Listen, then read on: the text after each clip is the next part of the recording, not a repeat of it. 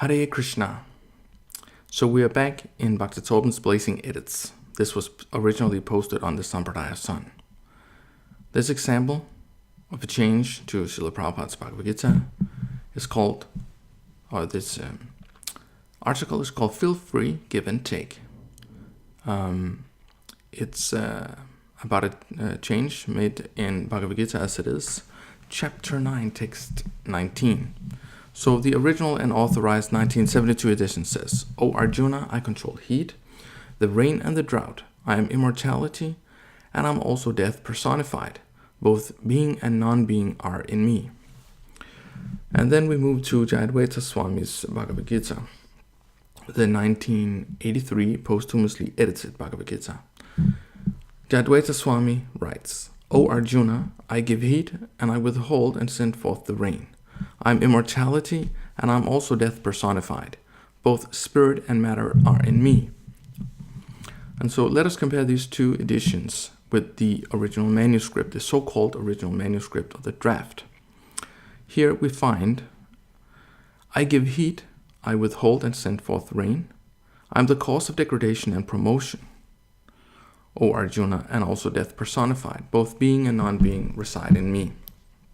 So as Bhakti Torben points out, being and non-being is deleted. Jayadvaita Swami has simply deleted being and non-being. This is from the original and also from the draft. So the original and the draft are in agreement with each other here. But Jayadvaita Swami, somehow he just changes that to a completely new meaning. Being and non-being is not the same as spirit and matter. So spirit and matter is added and the word drought is taken out. So if we go a little deeper also into the analysis, we see that Jayadvaita Swami has taken the word give from the manuscript. So it's funny, why is he taking the word give and making his version closer to the original manuscript here, while he is changing being and non-being to spirit and matter, and in this way he's going further away from the original manuscript here. So which principles is he following, or are he following?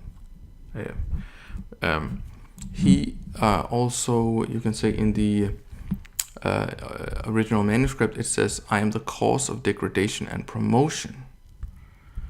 And Jayadvaita Swami has chosen not to take this. He still has the same as in the original. I'm immortality, and I'm also death personified.